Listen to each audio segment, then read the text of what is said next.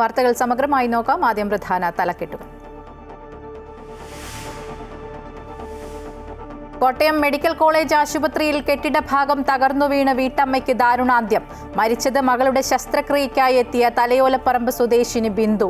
അപകടം ശുചിമുറിയിൽ കുളിക്കാൻ പോയപ്പോൾ ഒരു കുട്ടിയടക്കം 2 പേർക്ക് പരിക്ക്.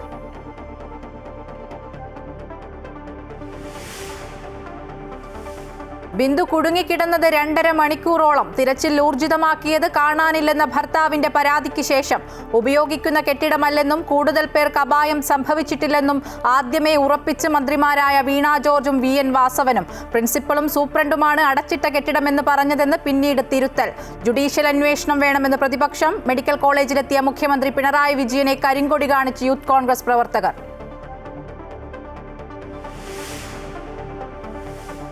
അച്ചടക്ക നടപടി പ്രതീക്ഷിച്ച് വകുപ്പ് ചുമതല ജൂനിയർ ഡോക്ടർക്ക് കൈമാറി ഡോക്ടർ ഹാരിസ് ചിറക്കൽ. ഏതു ശിക്ഷ ഏറ്റുവാങ്ങാനും തയ്യാർ. പർച്ചേസ് നടപടികൾ ലളിതമാക്കണമെന്നതുൾപ്പെടെയുള്ള നിർദ്ദേശങ്ങൾ മുന്നോട്ട് വെച്ച് വിദഗ്ധ സമിതി. കോഴിക്കോട് മെഡിക്കൽ കോളേജ് ആശുപത്രിയിൽ ആരോഗ്യവകുപ്പിന്റെ അനാസ്ഥ. ഡോക്ടർമാരുടെയും ജീവനക്കാരുടെയും ഒഴിവ് നികത്തിയില്ല.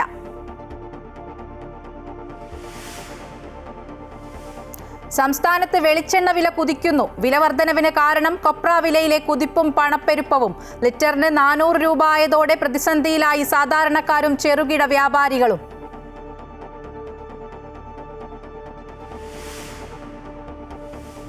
പ്രധാനമന്ത്രി നരേന്ദ്രമോദിയെ ദേശീയ ബഹുമതി നൽകി ആദരിച്ച് ഘാന. രാഷ്ട്ര നേതാക്കളുമായി കൂടിക്കാഴ്ച നടത്തി. 4 കരാറുകളിൽ ഇരു രാജ്യങ്ങളും ഒപ്പുവെച്ചു.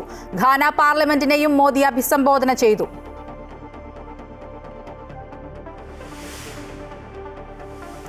മലയാളി മുഖ്യ സൂത്രധാരനായ കെറ്റാമെലോൺ ഡാർക്ക് നെറ്റ് ലഹരി ഇടപാടിൽ ഞെട്ടിക്കുന്ന വിവരങ്ങൾ പുറത്ത്. എഡിസൺ വഴി 10,000-ലേറെ പേരിലേക്ക് ലഹരി ഒഴുകി. ഇടപാടുകൾ കോഡ് ഭാഷയിൽ. പിടിച്ചെടുത്ത ഇലക്ട്രോണിക് ഉപകരണങ്ങൾ സൈബർ വിദഗ്ധരുടെ സാന്നിധ്യത്തിൽ പരിശോധിക്കും. അന്വേഷണം വിദേശത്തേക്കും. കോട്ടയം മെഡിക്കൽ കോളേജ് ആശുപത്രിയിൽ കെട്ടിടഭാഗം തകർന്നു വീണ് വീട്ടമ്മയ്ക്ക് ദാരുണാന്ത്യം. തലയോലപ്പറമ്പ് സ്വദേശിനി ബിന്ദുവാണ് മരിച്ചത്.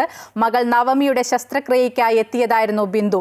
ജൂലൈ 1-നാണ് ബിന്ദുവും ഭർത്താവ് വിശ്രുതനും മകൾ നവമിയുമായി കോട്ടയം മെഡിക്കൽ കോളേജ് ആശുപത്രിയിൽ എത്തിയത്. മുഖ്യമന്ത്രി പിണറായി വിജയൻ അല്പസമയം മുൻപ് മെഡിക്കൽ കോളേജിലെത്തി. അദ്ദേഹത്തിന്റെ അധ്യക്ഷതയിൽ അവലോകന യോഗം നടത്തി. മുഖ്യമന്ത്രി മെഡിക്കൽ കോളേജ് സന്ദർശിച്ചിറങ്ങുമ്പോൾ മോർച്ചറി ഗേറ്റിന് മുൻപിലും കോളേജ് ഗേറ്റിന് മുൻപിലും കരിങ്കൊടി പ്രതിഷേധമുണ്ടായി.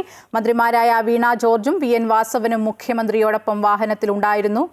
ആരോഗ്യമന്ത്രി വീണ ജോർജിന്റെ രാജി ആവശ്യപ്പെട്ടാണ് കരിങ്കൊടി കാണിച്ചത്. പ്രശാന്ത് ജോസഫ് ഉണ്ട് വിവരങ്ങളുമായി. പ്രശാന്ത്, സർക്കാരിനെയും ഒപ്പം ആരോഗ്യ വകുപ്പിനെയും ഒക്കെ പ്രതിക്കൂട്ടിൽ നിർത്തുന്ന ഒരു സംഭവമാണ് ഇപ്പോൾ ഉണ്ടായത്. മുഖ്യമന്ത്രിയുടെ നേതൃത്വത്തിൽ അവലോകന യോഗം ചേർന്നു എന്ന് മനസ്സിലാക്കുന്നു. വിവരങ്ങൾ. തീർച്ചയായും സർക്കാരിനെയും ഒപ്പം ആരോഗ്യവകുപ്പിനെയും ഒക്കെ പ്രതിസ്ഥാനത്ത് നിർത്തുന്ന ഒരു സംഭവമാണ് കോട്ടയം മെഡിക്കൽ കോളേജിൽ ഉണ്ടായത്. കാരണം പഴയ ഒരു കെട്ടിടം അത് ഒഴിപ്പിക്കാൻ തീരുമാനിച്ചിരുന്ന ഒരു കെട്ടിടത്തിലാണ് ഈ അപകടം ഉണ്ടായത് എന്ന് ഇവർ പറയുമ്പോഴും ആ സ്ഥലത്തേക്ക് ഇവിടെ പ്രവർത്തിച്ചിരുന്ന ഇവിടുത്തെ ശുചിമുറികളിലേക്ക് ഇപ്പോഴും ആളുകൾ പ്രവേശിച്ചിരുന്നു, അത് ഉപയോഗിച്ചിരുന്നു എന്നുള്ളതാണ് വസ്തുത. അതാണ് ഇത്തരമൊരു അപകടത്തിന് കാരണമായത്. ഇത്തരം ബലക്ഷയമുള്ള വർഷങ്ങൾക്ക് മുമ്പ് ഈ കെട്ടിടത്തിന് ബലക്ഷയമുണ്ടെന്ന റിപ്പോർട്ടിനെ തുടർന്ന് പുതിയ കെട്ടിടം പണി നടന്നു വരികയായിരുന്നു. കെട്ടിടം പണി പൂർത്തീകരിക്കുകയും ഉടൻ ഈ മാസം തന്നെ ആ പുതിയ ബിൽഡിങ്ങിലേക്ക് ഈ അപകടാവസ്ഥയിലുള്ള കെട്ടിടത്തിലെ വാർഡുകളുടെ പ്രവർത്തനം മാറ്റാൻ തീരുമാനിച്ചിരുന്നതുമാണ്. ഇതിനിടെയാണ് ഇത്തരമൊരു ദാരുണമായ സംഭവം ഉണ്ടായത്. ഏതായാലും ഈ ഒരു സംഭവത്തിൽ അധികൃതർക്ക് ഉത്തരവാദിത്തത്തിൽ നിന്നും അധികൃതർക്ക് ഒഴിഞ്ഞു മാറാൻ ആവില്ല.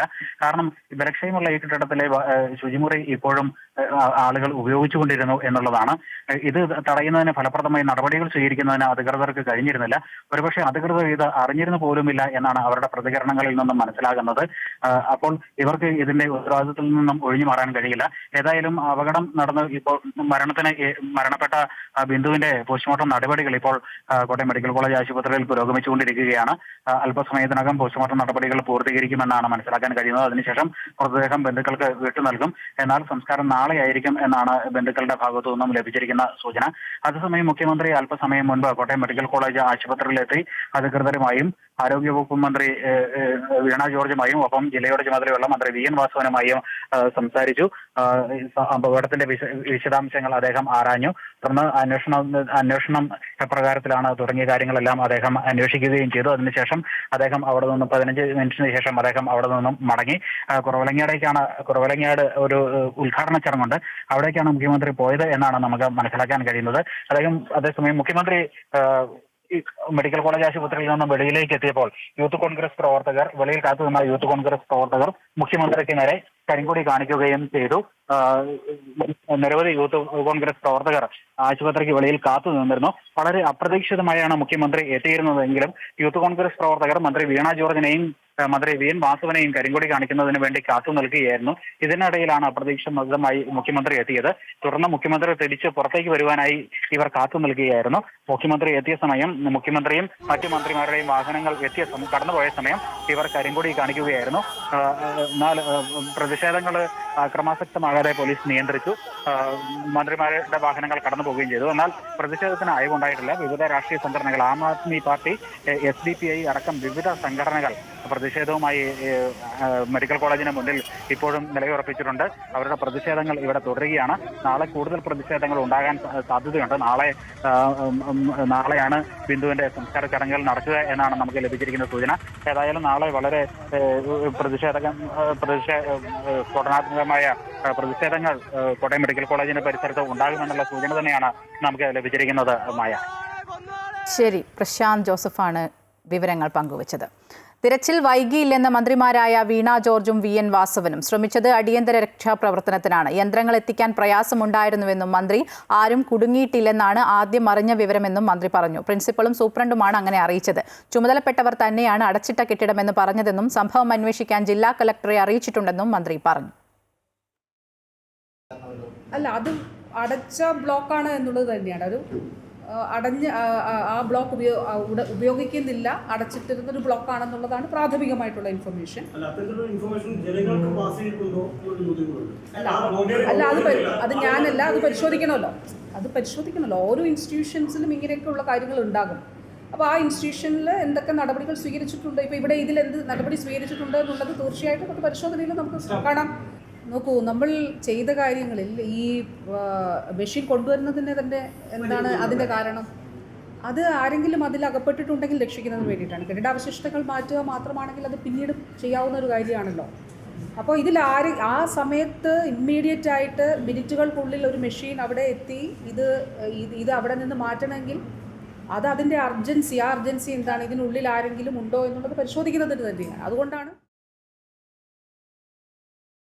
അതേസമയം അപകടം സംഭവിച്ച ഉടൻ അവിടെ എത്തിയ ആരോഗ്യമന്ത്രി വീണ ജോർജ് ആദ്യം പ്രതികരിച്ചത് തകർന്നത് ഉപയോഗശൂന്യമായിരുന്ന കെട്ടിടമാണ്, കെട്ടിടത്തിൽ ആരുമില്ല എന്നായിരുന്നു. പിന്നീടാണ് മന്ത്രി അത് തിരുത്തിയത്. ആ പ്രതികരണത്തിലേക്ക്.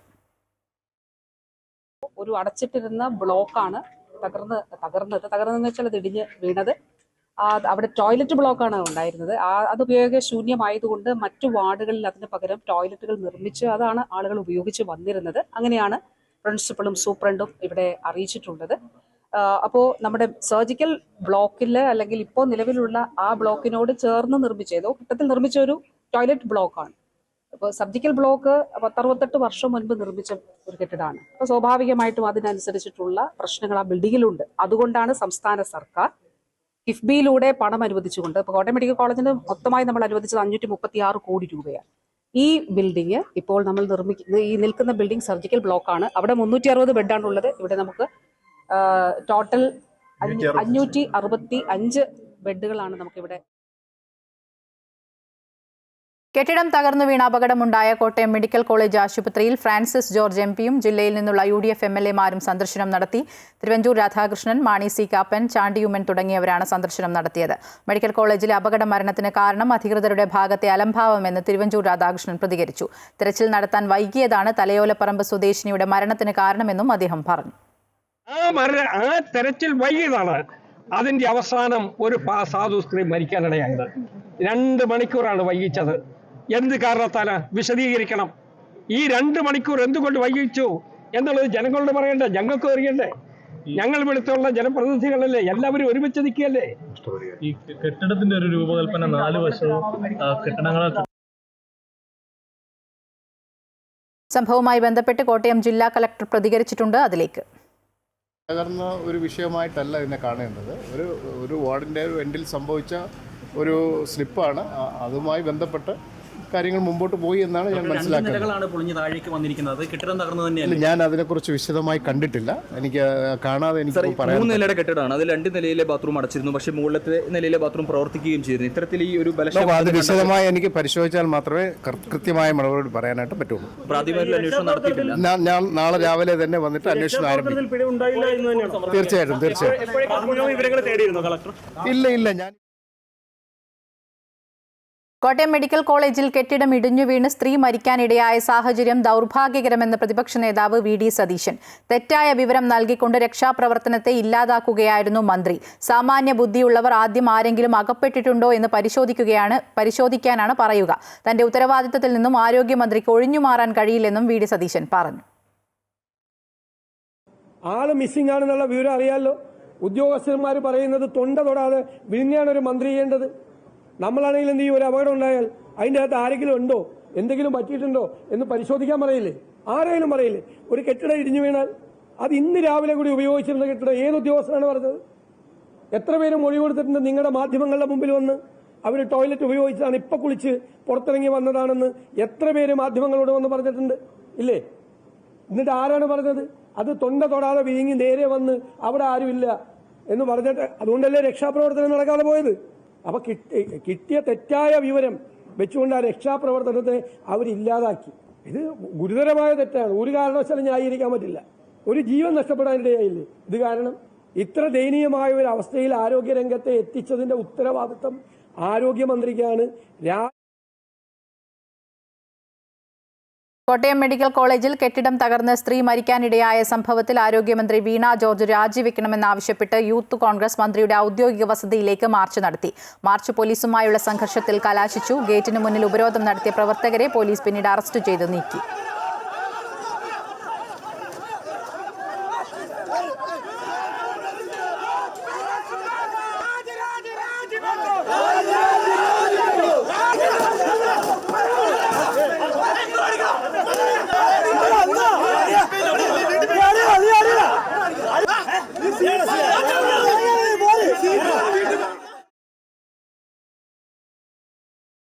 ആരോഗ്യമന്ത്രി വീണ ജോർജിന്റെ പത്തനംതിട്ടയിലെ ഓഫീസിലേക്കും യൂത്ത് കോൺഗ്രസ് പ്രവർത്തകർ പ്രതിഷേധ മാർച്ച് നടത്തി. ബാരിക്കേഡ് സ്ഥാപിച്ച് പോലീസ് മാർച്ച് തടഞ്ഞെങ്കിലും പ്രവർത്തകർ ബാരിക്കേഡ് മറികടന്നു. പോലീസും പ്രവർത്തകരും തമ്മിൽ ഉന്തും തള്ളുമുണ്ടായി. തുടർന്ന് യൂത്ത് കോൺഗ്രസ് പ്രവർത്തകരെ പോലീസ് അറസ്റ്റ് ചെയ്തു നീക്കി.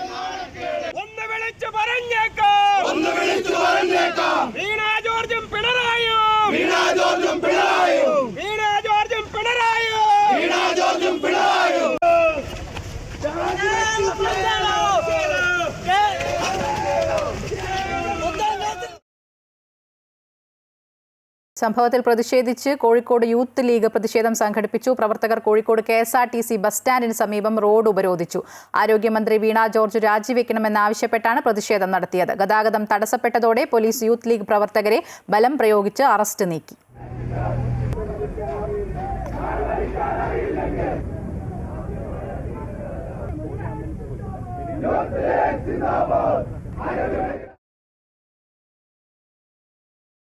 താൻ ഉയർത്തിയ പ്രതിഷേധം കൊണ്ട് പ്രയോജനമുണ്ടായെന്ന് ഡോക്ടർ ഹാരിസ് ചിറക്കൽ. ബ്യൂറോക്രസിയുടെ പ്രശ്നങ്ങളാണ് താൻ ചൂണ്ടിക്കാട്ടിയത്. പോസ്റ്റിൽ സർക്കാരിനെയോ ആരോഗ്യ വകുപ്പിനെയോ കുറ്റപ്പെടുത്തിയില്ല. പക്ഷേ പ്രതികരണത്തിന് കൂടുതൽ മാനങ്ങൾ ലഭിച്ചു. താൻ ചെയ്തത് ചട്ടലംഘനം തന്നെയാണ്. നടപടി ഉണ്ടായാലും കടുത്ത തീരുമാനങ്ങളിലേക്ക് പോകില്ല. ശിക്ഷ സ്വീകരിക്കുമെന്നും അദ്ദേഹം പറഞ്ഞു. സർക്കാരോ CPMO തന്നെ ഭീഷണിപ്പെടുത്തിയിട്ടില്ല. തനിക്ക് അവരിൽ നിന്നും പിന്തുണയാണ് ലഭിച്ചതെന്നും ഹാരിസ് ചിറക്കൽ പ്രതികരിച്ചു. എനിക്ക് പിന്നെ സാമ്പത്തിക ബാധ്യത എന്നുള്ളൊന്നുമില്ല. എനിക്ക് ലോണുകളോ കടങ്ങളോ ഒന്നുമില്ല. എൻ്റെ വൈഫിന് ജോലിയുണ്ട്, മക്കൾക്ക് മൂത്തയാൾക്കും ജോലിയായി. അപ്പോൾ അവരുടെ വരുമാനമുള്ള പിന്നെ എനിക്ക് അങ്ങനെ വലിയ ചിലവില്ല. എനിക്കൊരു ബൈക്കിന് പെട്രോൾ അടിക്കാനുള്ള പൈസ കിട്ടിയ എൻ്റെ ഒരു ദിവസത്തെ കാര്യങ്ങൾ. ഒരു കടുത്ത തീരുമാനങ്ങളും ഇല്ല. വേറെ കടുത്ത തീരുമാനങ്ങളൊന്നുമില്ല. അവരുടെ ശിക്ഷ സ്വീകരിക്കുക എന്നുള്ളത് മാത്രമേ. തെറ്റ് ചെയ്താൽ ശിക്ഷ സ്വീകരിക്കുന്നതിൽ എനിക്ക് അതൊന്നും മടിയുമില്ല. ഇപ്പോൾ നമ്മൾ മെഡിക്കൽ കോളേജ് സർവീസ് ഞാനില്ലെങ്കിലും ഈ മെഡിക്കൽ കോളേജിനെ ഞാൻ ഇകഴ്ത്തി പറഞ്ഞതല്ല. മെഡിക്കൽ കോളേജിൽ സർവീസുകൾ മോശമാക്കി കാണിച്ചതല്ല. കേരളത്തിലെ ലക്ഷം ജനങ്ങളുടെ ആശ്രയമാണ് തിരുവനന്തപുരം മെഡിക്കൽ കോളേജ്. കേരളത്തിൽ മാത്രമല്ല, തമിഴ്നാട് ജില്ലകളിൽ നിന്നും കർണാടകത്തിൽ നിന്ന് പോലും ആൾക്കാർ ഇവിടെ വരുന്നുണ്ട്.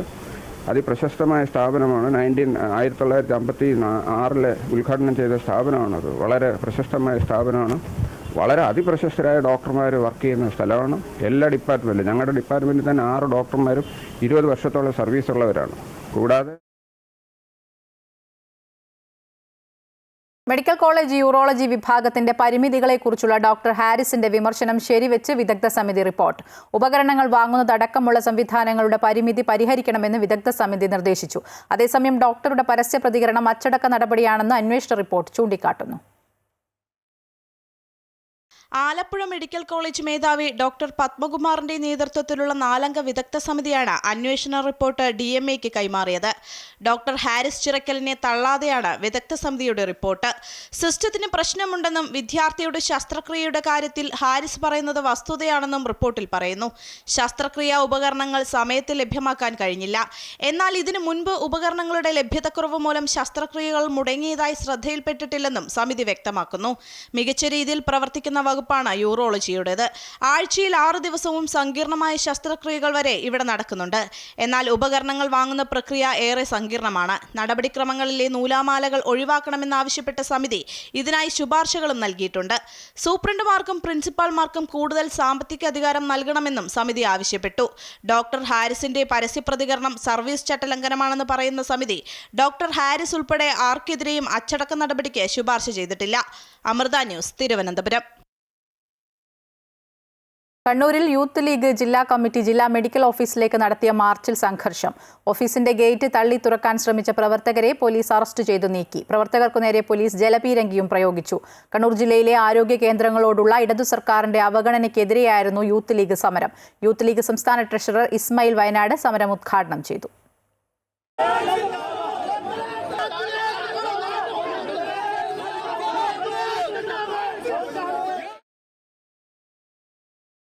കോഴിക്കോട് മെഡിക്കൽ കോളേജിൽ ഡോക്ടർമാരുടെയും ജീവനക്കാരുടെയും ഒഴിവ് നികത്താതെ ആരോഗ്യവകുപ്പിന്റെ അനാസ്ഥ. സംസ്ഥാനത്തെ ഗവൺമെന്റ് മെഡിക്കൽ കോളേജുകളിൽ ഏറ്റവും കുറവ് ജീവനക്കാരുള്ളത് കോഴിക്കോടാണ്. ഡോക്ടർമാരില്ലാത്തതിനാൽ അടിയന്തര ശസ്ത്രക്രിയ പോലും മുടങ്ങുന്നതിവിടെ പതിവാണ്. ട്രയാജിൽ രോഗനിർണയം നടത്തുന്നത് ഇപ്പോൾ നഴ്സുമാരാണ്. ഡോക്ടർമാരില്ലാത്തതിനാൽ നഴ്സുമാരുടെ സേവനഭാരവും വർദ്ധിച്ചു. 13% ജീവനക്കാരുടെ കുറവാണ് കോഴിക്കോട് മെഡിക്കൽ കോളേജിലുള്ളത്. സംസ്ഥാനത്തെ തന്നെ ഏറ്റവും വലിയ കണക്ക്. 6% ഡോക്ടർമാരുടെ കുറവ്. ഒരു ഡോക്ടർക്ക് 7542 രോഗികളുണ്ട്. ഏറ്റവും വലിയ കണക്കാണിത്. നഴ്സുമാരുടെ കുറവ് 10%. 6% പാരാമെഡിക്കൽ ജീവനക്കാരുടെ കുറവുമുണ്ട്. നിലവിൽ 7 ജില്ലകളെ പ്രതിദാനം ചെയ്യുന്ന കോഴിക്കോട് മെഡിക്കൽ കോളേജിൽ രോഗികളുടെ എണ്ണം കൂടുകയും അതിനനുസരിച്ചുള്ള അനുപാതത്തിലുള്ള ഡോക്ടർമാരോ അതിൽ ബാക്കിയുള്ള സേവകരോ ഒന്നും തന്നെ നിലവിൽ ആശുപത്രിയിൽ ഇല്ല. മരുന്നില്ല, സിറിഞ്ചില്ല, ഒന്നും പറയേണ്ട, ഒരു പാരസെറ്റമോൾ വരെ ഇല്ലാത്ത അവസ്ഥയിലാണ് ഇപ്പോൾ കാലിക്കറ്റ് മെഡിക്കൽ കോളേജ് സ്ഥിതി ചെയ്യുന്നത്. ചില ഡോക്ടർമാർ അവധിയെടുത്ത് സ്വകാര്യ പ്രാക്ടീസിനിറങ്ങുമ്പോൾ ദുരിതം ഇരട്ടിയാകുന്നു. സ്വന്തം നാട്ടിലേക്കോ മറ്റിടങ്ങളിലേക്കോ ഡെപ്യൂട്ടേഷനിൽ നഴ്സുമാരും പോകുന്നതോടെയാണ് പ്രതിസന്ധി രൂക്ഷമാകുന്നത്. സംഘടനാ പ്രവർത്തനത്തിനു പോലും ജീവനക്കാർക്ക് ഡെപ്യൂട്ടേഷൻ അനുവദിക്കുന്നതായും ആരോപണമുണ്ട്. S Vinesh Kumar, Amrita news, Kozhikode. Thrissur medical കോളേജിനെതിരെ ഗുരുതര ആരോപണവുമായി ആംബുലൻസ് ഡ്രൈവർ. തൃശൂർ മെഡിക്കൽ കോളേജിൽ ഗുരുതരാവസ്ഥയിൽ എത്തിച്ച KSRTC ഡ്രൈവർക്ക് ചികിത്സ വൈകിപ്പിച്ചു. ഇന്ന് പുലർച്ചെ കുന്നംകുളം പന്നിത്തടത്താണ് KSRTC ബസ്സും ലോറിയും കൂട്ടിയിടിച്ചത്. ഗുരുതരമായി പരിക്കേറ്റ KSRTC ഡ്രൈവർ രാജേഷിന് 45 മിനിറ്റോളം കൃത്യമായി ചികിത്സ നൽകിയില്ല. റെഡ് സോണിൽ ബെഡില്ലാത്തതിനാൽ സ്ട്രക്ചറിൽ തന്നെ കിടത്തി. രാജേഷിനെ എത്തിച്ച ആംബുലൻസ് ഡ്രൈവറാണ് പരാതിയുമായി രംഗത്തെത്തിയത്. ചികിത്സ വൈകിപ്പിച്ചത് ചോദ്യം ചെയ്തപ്പോൾ ഇത് സർക്കാർ ആശുപത്രിയല്ലേന്ന് ജീവനക്കാർ ചോദിച്ചു. ഒടുവിൽ KSRTC അധികൃതരെ ആംബുലൻസ് ഡ്രൈവർ വിവരം അറിയിച്ചു. തുടർന്ന് അടുത്തുള്ള സ്വകാര്യ ആശുപത്രിയിലേക്ക് കൊണ്ടുപോകാൻ KSRTC ജീവനക്കാർ നിർദ്ദേശിച്ചു. ഇതോടെ അമല ആശുപത്രിയിലേക്ക് കൊണ്ടുപോയെന്നും ആംബുലൻസ് ഡ്രൈവർ പറഞ്ഞു. തൃശൂർ മെഡിക്കൽ കോളേജിനെതിരെയുള്ള ആംബുലൻസ് ഡ്രൈവറുടെ ആരോപണത്തിൽ മറുപടിയുമായി medical college superintendent doctor Radhika. രോഗിക്ക് കൃത്യമായ ചികിത്സ നൽകിയതാണ്. രോഗിയുടെ ആരോഗ്യനില തൃപ്തികരമായിരുന്നു. റെഡ് സോണിനുള്ളിൽ നൽകുന്ന ചികിത്സ പുറത്തുള്ളവർക്ക് അറിയാൻ സാധിക്കില്ല. അതിനാൽ ആരോപണം അടിസ്ഥാനരഹിതമാണെന്ന് ആശുപത്രി അധികൃതർ പ്രതികരിച്ചു. ആലപ്പുഴ ഓമനപ്പുഴയിൽ അച്ഛൻ മകളെ കൊലപ്പെടുത്തിയ കേസിൽ ഞെട്ടിക്കുന്ന വിവരങ്ങൾ പുറത്ത്. മകൾ രാത്രി പുറത്തു പോകുന്നതിനെ ചൊല്ലിയുള്ള തർക്കമാണ് കൊലപാതകത്തിലേക്ക് നയിച്ചതെന്ന് പോലീസ്. കഴിഞ്ഞ ദിവസം രാത്രിയാണ് ഓമനപ്പുഴ സ്വദേശി ഏഞ്ചൽ ജാസ്മിനെ പിതാവ് ജോസ്മോൻ കഴുത്തിൽ തോർത്തുകൊണ്ട് വരിഞ്ഞ് മുറുക്കി കൊലപ്പെടുത്തുന്നത്. ഏഞ്ചൽ സ്ഥിരമായി രാത്രിയിൽ പുറത്തു പോകുന്നത് പിതാവ് ചോദ്യം ചെയ്തിരുന്നു. കഴിഞ്ഞ ദിവസവും പുറത്തുപോയി മടങ്ങിയെത്തിയ ഏഞ്ചലുമായി തർക്കമുണ്ടാവുകയും കയ്യേറ്റത്തിലേക്ക് നയിക്കുകയുമായിരുന്നു. വഴക്കിനിടെ ജോസ്മോൻ കഴുത്തിൽ കുത്തിപ്പിടിക്കുകയും തുടർന്ന് തോർത്തുപയോഗിച്ച് വരിഞ്ഞു മുറുക്കുകയും ചെയ്തു. ഇരുവരും തമ്മിൽ വഴക്ക് നടക്കുമ്പോൾ മുറിയിലുണ്ടായിരുന്ന മാതാവ് ജെസിമോൾ ഏഞ്ചലിന്റെ കൈ പിടിച്ചു വെച്ചതായും ചോദ്യം ചെയ്യലിൽ ഇവർ പോലീസിനോട് സമ്മതിച്ചു. ഏഞ്ചലിന്റെ മുത്തശ്ശനും മുത്തശ്ശിയുമടക്കം വീട്ടിലുണ്ടായിരുന്നിട്ടും മരണവിവരം ആരും പുറത്തു പറഞ്ഞില്ല. ആത്മഹത്യയെന്ന് വരുത്തി തീർക്കാനായിരുന്നു കുടുംബത്തിന്റെ ശ്രമം. എന്നാൽ മരണം സ്ഥിരീകരിച്ച ഡോക്ടർമാർക്ക് തോന്നിയ സംശയമാണ് കേസിൽ വഴിത്തിരിവായത്. തുടർന്ന് പോലീസ് നടത്തിയ ചോദ്യം ചെയ്യലിൽ മകളെ താൻ കൊലപ്പെടുത്തിയതാണെന്ന് ജോസ്മോൻ സമ്മതിക്കുകയായിരുന്നു. ഒന്നാം പ്രതി ജോസ്മോനുമായി വീട്ടിൽ നടത്തിയ തെളിവെടുപ്പിൽ കൊലപാതകത്തിന് ഉപയോഗിച്ച തോർത്ത് കണ്ടെത്തി. വീടിനോട് ചേർന്നുള്ള ഷെഡിനു മുകളിൽ വലിച്ചെറിഞ്ഞ നിലയിലായിരുന്നു തോർത്ത് കണ്ടെത്തിയത്. കൊലപാതക വിവരം അറിഞ്ഞ ജെസിമോളുടെ സഹോദരൻ അലോഷ്യസിനെയും കേസിൽ പ്രതി ചേർത്തേക്കും. കൊലപാതക വിവരം മറച്ചുവെച്ചതിനാണ് കേസെടുക്കുക. പോസ്റ്റ്മോർട്ടത്തിനു ശേഷം ഏഞ്ചലിന്റെ മൃതദേഹം ഓമനപ്പുഴയിലെ വീട്ടിൽ എത്തിച്ചു. സംസ്കാരം ഓമനപ്പുഴ സെന്റ് സേവിയേഴ്സ് പള്ളി സെമിത്തേരിയിൽ നടന്നു. അമൃത ന്യൂസ്, ആലപ്പുഴ. ധനമന്ത്രി കെ.എൻ. ബാലഗോപാലിനെതിരെ തൊടുപുഴ, ഇടുക്കി, കരിമണ്ണൂരിൽ യൂത്ത് കോൺഗ്രസിന്റെ കരിങ്കൊടി പ്രതിഷേധം. കോട്ടയം മെഡിക്കൽ കോളേജിൽ കെട്ടിടം തകർന്നുണ്ടായ മരണത്തിൽ പ്രതിഷേധിച്ചാണ് കെ.എൻ. ബാലഗോപാലിനെ കരിമണ്ണൂരിൽ യൂത്ത് കോൺഗ്രസ് കരിങ്കൊടി കാണിച്ചത്. കരിമണ്ണൂർ ട്രഷറി ഉദ്ഘാടനത്തിനെത്തിയതായിരുന്നു മന്ത്രി.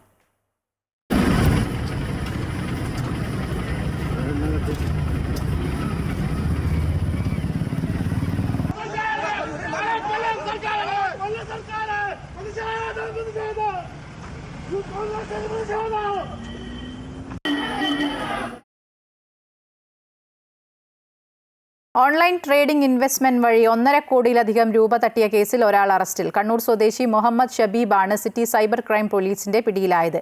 കോഴിക്കോട് സ്വദേശിയായ നേവി ഓഫീസറുടെ പരാതിയിലാണ് നടപടി. ഡിസ്കൗണ്ട് റേറ്റിൽ ഷെയറുകൾ വാങ്ങിത്തരാമെന്നും 300% മുകളിൽ ലാഭം നേടിത്തരാമെന്നും പറഞ്ഞാണ് പണം തട്ടിയത്.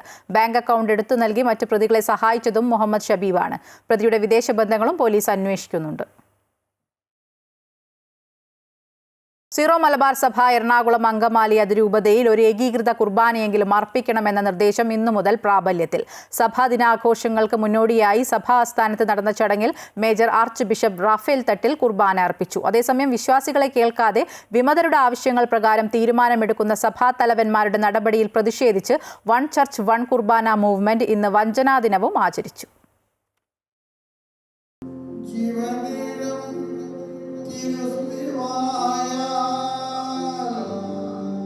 സീറോ മലബാർ സഭയുടെ എറണാകുളം അങ്കമാലി അതിരൂപതയിലെ കുർബാന തർക്കത്തിൽ സമവായം കണ്ടെത്തുന്നതിനാണ് പുതിയ നീക്കം. പള്ളികളിൽ ഞായറാഴ്ചയും മറ്റ് വിശേഷ ദിവസങ്ങളിലും ഒരു കുർബാനയെങ്കിലും ഏകീകൃത രീതിയിൽ അർപ്പിക്കും. സഭാദിനമായ ഇന്നു മുതലാണ് ഇത് നടപ്പിൽ വന്നത്. സഭാസ്ഥാനത്ത് നടന്ന ചടങ്ങിൽ major arch bishop Raphael Thattil കുർബാന അർപ്പിച്ചു. സഭാദിനാഘോഷങ്ങളുടെ ഭാഗമായി പൊതുസമ്മേളനവും കാക്കനാട് സെന്റ് തോമസ് മൗണ്ടിൽ നടന്നു. ചടങ്ങിൽ സംസാരിച്ച മേജർ ആർച്ച് ബിഷപ്പ് സഭയിലെ ആൾബലം വർദ്ധിപ്പിക്കണമെന്ന് ആവശ്യപ്പെട്ടു. കേരളത്തിൽ സഭ താഴേക്ക് പോകുന്നു, ആൾബലത്തിൽ കുറവ് വരുന്നു. അംഗബലമില്ലാത്ത സഭയ്ക്ക് നിലനിൽക്കാനാവില്ലെന്നും മേജർ ആർച്ച് ബിഷപ്പ് ഓർമ്മിപ്പിച്ചു. നമ്മുടെ സഭ വളരുകയാണ് തീർച്ചയായിട്ടും. പക്ഷെ ആൾബലത്തിൽ പ്രത്യേകിച്ച് കേരളത്തിലെ സഭ താഴോട്ട് പോരുകയാണ്. കുഞ്ഞുങ്ങളുടെ കാര്യത്തിലൊക്കെ കണക്കുകൂട്ടലുകൾ ഇന്ന് വളരെ കൂടുതൽ സമ്മർദ്ദം നമ്മുടെ കുടുംബങ്ങളിൽ ചെലുത്തുന്നുണ്ട്. നമുക്ക് കുറേ കൂടെ ആൾബലമുള്ളൊരു സഭയായിട്ട് തീരാൻ നമ്മൾ കൂടുതൽ ദൂരക്കാഴ്ചയോടുകൂടെ ചിന്തിക്കണമെന്ന് ഞാൻ ഈ സഭാദിനത്തിൽ സഭയുടെ എല്ലാ മക്കളോടും ഓർമ്മപ്പെടുത്തുകയാണ്. സീറോ മലബാർ സഭയ്ക്ക് ഗൾഫിൽ ഉടൻ രൂപതകൾ വരുമെന്നും major arch bishop Raphael Thattil പറഞ്ഞു. ചർച്ചകൾ പൂർത്തിയായി. വത്തിക്കാനിൽ നിന്നുള്ള പ്രഖ്യാപനത്തിനായി കാത്തിരിക്കുന്നതായും അദ്ദേഹം അറിയിച്ചു. അതേസമയം വിശ്വാസികളെ കേൾക്കാതെ വിമതരുടെ ആവശ്യങ്ങൾ പ്രകാരം തീരുമാനമെടുക്കുന്ന സഭാതലവന്മാരുടെ നടപടിയിൽ പ്രതിഷേധിച്ച് വൺ ചർച്ച് വൺ കുർബാന മൂവ്മെന്റ് ഇന്ന് വഞ്ചനാ ദിനവും ആചരിച്ചു. അമൃത ന്യൂസ്, കൊച്ചി. പ്രധാനമന്ത്രി നരേന്ദ്രമോദിക്ക് ഘാനയുടെ പരമോന്നത ദേശീയ ബഹുമതി officer of the order of the star of Ghana സമ്മാനിച്ചു. ഘാനയിലെത്തിയ പ്രധാനമന്ത്രി രാഷ്ട്ര നേതാക്കളുമായി കൂടിക്കാഴ്ച നടത്തി. 4 കരാറുകളിലും ഇരു രാജ്യങ്ങളും തമ്മിൽ ഒപ്പുവെച്ചു.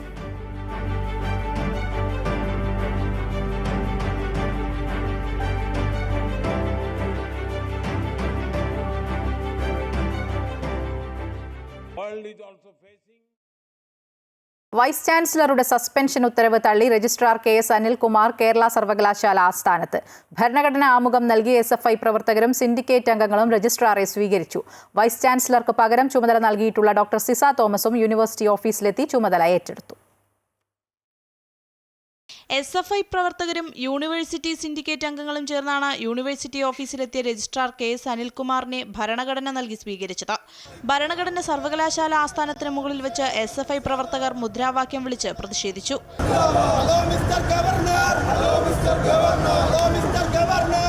സർവകലാശാലയിലേക്ക് എത്തിയെങ്കിലും ഔദ്യോഗിക ചുമതലകളിലേക്ക് രജിസ്ട്രാർ കടന്നില്ല. പകരം ചുമതല നൽകിയ ജോയിന്റ് രജിസ്ട്രാർ ഇന്ന് അവധിയെടുത്തു. വൈസ് ചാൻസലറുടെ നടപടി നിയമവിരുദ്ധമെന്നും ധൈര്യമുണ്ടെങ്കിൽ സിൻഡിക്കേറ്റ് വിളിച്ചു കൂട്ടട്ടെയെന്നും സിൻഡിക്കേറ്റ് അംഗം അഡ്വക്കേറ്റ് G മുരളീധരൻ പറഞ്ഞു. നടപടിക്രമങ്ങൾ പാലിക്കാതെയാണ് രജിസ്ട്രാറെ സസ്പെൻഡ് ചെയ്തിരിക്കുന്നത്. അതുകൊണ്ടാണ് ഞങ്ങൾ പറയുന്നത് നിയമവിരുദ്ധമാണ്. അദ്ദേഹത്തിന് ധൈര്യമുണ്ടെങ്കിൽ സിൻഡിക്കേറ്റ് വിളിച്ചു കൂട്ടട്ടെ. ഞാൻ കഴിഞ്ഞ ദിവസം കത്ത് കൊടുത്തായിരുന്നു. അതിനിടെ വൈസ് ചാൻസലറുടെ താൽക്കാലിക ചുമതലയിലുള്ള ഡോക്ടർ സിസ തോമസ് സർവകലാശാല ആസ്ഥാനത്തെത്തി ചുമതല ഏറ്റെടുത്ത് മടങ്ങി. സിസ തോമസിനെ തടയുമെന്ന് SFI നേരത്തെ അറിയിച്ചിരുന്നെങ്കിലും പ്രതിഷേധമൊന്നും ഉണ്ടായിരുന്നില്ല.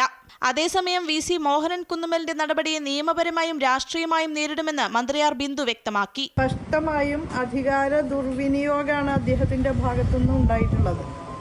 ഇപ്പോൾ സർവകലാശാലകളിൽ കാവ്യവൽക്കരണ അജണ്ട നടപ്പാക്കാനാണ് കേന്ദ്ര ഗവൺമെന്റ് നിയോഗിച്ചിട്ടുള്ള ഗവർണർമാർ ചാൻസലർമാരായി ശ്രമിച്ചുകൊണ്ടിരിക്കുന്നത്. ഗവർണറുടെ കൂലിത്തല്ലുകാരനെ പോലെ VC പ്രവർത്തിക്കരുതെന്ന് മന്ത്രി V ശിവൻകുട്ടിയും വിമർശിച്ചു. വൈസ് ചാൻസലർ ആ പദവിയുടെ അന്തസ്സ് കാത്തു സൂക്ഷിക്കും. ഗവർണറുടെ കൂലിത്തല്ലുകാരനെ പോലെ വൈസ് ചാൻസലർ പ്രവർത്തിക്കും. ഇത് കേരളമാണ്. അങ്ങനെയുള്ള ഒരു ചട്ടമിത്തരവും അംഗീകരിച്ചു കൊടുക്കുന്നതിന് വേണ്ടി തയ്യാറല്ല എന്നുള്ള കാര്യം കൂടി സൂചിപ്പിക്കുന്നു. VC മോഹനൻ കുന്നുമ്മലിനെതിരെ യൂണിവേഴ്സിറ്റി അധ്യാപകരും ജീവനക്കാരും പ്രതിഷേധിച്ചു. വരും ദിവസങ്ങളിലും പ്രതിഷേധം തുടരാനാണ് തീരുമാനം. അമൃത ന്യൂസ്, തിരുവനന്തപുരം. രാജ്ഭവനിലേക്ക് നടന്ന DYFI മാർച്ചിൽ സുരക്ഷാ വീഴ്ചയുണ്ടായി എന്ന് ഗവർണർ. അതൃപ്തി DGP അറിയിച്ചു. ബാരിക്കേഡുകൾ ചാടിക്കടന്ന് പ്രവർത്തകർ എത്തിയതിലെ സുരക്ഷാ വീഴ്ച അന്വേഷിക്കണമെന്ന് രാജ്ഭവൻ DGPയോട് ആവശ്യപ്പെട്ടു. ശക്തമായ നടപടിയെടുക്കണമെന്നും രാജ്ഭവൻ ആവശ്യപ്പെട്ടു. സമീപകാലത്തുണ്ടായ സംഭവങ്ങളുടെ പശ്ചാത്തലത്തിൽ രാജ്ഭവനിൽ സുരക്ഷ വർദ്ധിപ്പിക്കണമെന്ന് DGPക്ക് നിർദ്ദേശം നൽകിയതും പിന്നീട് ഉത്തരവിറങ്ങി മണിക്കൂറുകൾക്കകം അത് റദ്ദ് ചെയ്തതും വിവാദമായിരുന്നു. 6 പോലീസുകാരെയും ഒരു ഡ്രൈവറെയും രാജ്ഭവനിലേക്ക് സ്ഥലം മാറ്റിയ ഉത്തരവ് ഉടൻ റദ്ദ് ചെയ്തതിന് പിന്നിൽ സർക്കാരിന്റെ ഇടപെടൽ എന്ന ആക്ഷേപവും ഉയർന്നു. പോലീസ് മേധാവിയായി ചുമതലയേറ്റ ശേഷം റവാഡ ചന്ദ്രശേഖർ ഗവർണറുമായി ഔദ്യോഗിക കൂടിക്കാഴ്ച നടത്തിയപ്പോൾ ഉത്തരവ് മരവിപ്പിച്ചതിലെ അതൃപ്തി രാജ്ഭവൻ അറിയിക്കുകയും ചെയ്തിരുന്നു. അതിനു പിന്നാലെയാണ് കഴിഞ്ഞ ദിവസം രജിസ്ട്രാറെ സസ്പെൻഡ് ചെയ്തതിനെതിരെ SFI DYFI പ്രതിഷേധം രാജ്ഭവന് മുന്നിൽ നടന്നത്. DYFI പ്രതിഷേധം നടന്നപ്പോൾ സമരക്കാർ ബാരിക്കേഡുകൾ മറികടന്ന് രാജ്ഭവന്റെ പ്രധാന ഗേറ്റിനടുത്തേക്ക് എത്തിയിരുന്നു. പ്രതിഷേധക്കാരെ നിയന്ത്രിക്കാൻ പോലീസിനായില്ല എന്നും വലിയ രീതിയിൽ സുരക്ഷാ വീഴ്ച ഉണ്ടായി എന്നുമാണ് രാജ്ഭവൻ ചൂണ്ടിക്കാട്ടുന്നത്. സുരക്ഷാ വീഴ്ചയിലെ അതൃപ്തി രാജ്ഭവൻ DGPയെ അറിയിച്ചു. ഇക്കാര്യത്തിൽ അന്വേഷണം നടത്തി ശക്തമായ നടപടി സ്വീകരിക്കണമെന്നാണ് രാജ്ഭവന്റെ ആവശ്യം. സർക്കാരും ഗവർണറും തമ്മിൽ പോരു തുറന്ന് യുദ്ധത്തിലേക്ക് എത്തുമ്പോഴാണ് സുരക്ഷാ വീഴ്ചയിൽ രാജ്ഭവൻ നിലപാട് കടുപ്പിക്കുന്നത്. അമൃത ന്യൂസ്, തിരുവനന്തപുരം. ഭാരതാംബ ചിത്രത്തെ ചൊല്ലിയുള്ള വിവാദത്തിൽ ഗവർണർക്കെതിരെ വിമർശനം ശക്തമാക്കി CPMഉം മന്ത്രിമാരും. ഭരണഘടനയുടെ സംരക്ഷകനാകേണ്ട ഗവർണർ ഭരണഘടനയെ നശിപ്പിക്കരുതെന്ന് CPM സംസ്ഥാന സെക്രട്ടറി MV ഗോവിന്ദൻ ദേശാഭിമാനിയിലെ ലേഖനത്തിൽ പറയുന്നു. കാവിക്കൊടി ഏന്തിയ RSSന്റെ മതാത്മക ബിംബത്തെ സ്വീകരിക്കാനാകില്ല എന്ന് മന്ത്രിമാരായ V ശിവൻകുട്ടിയും R ബിന്ദുവും വിമർശിച്ചു. ഭാരതാംബ ചിത്രത്തെ ചൊല്ലിയുള്ള വാക്പോരുകൾ അവസാനിക്കുന്നില്ല. ഭരണഘടന അംഗീകരിച്ചിട്ടുള്ള ഔദ്യോഗിക ചിഹ്നങ്ങളും കൊടിയും ചിത്രങ്ങളും മാത്രമേ സർക്കാർ പരിപാടികളിൽ പാടുള്ളൂ എന്ന നിലപാട് ആവർത്തിക്കുകയാണ് CPMഉം മന്ത്രിമാരും.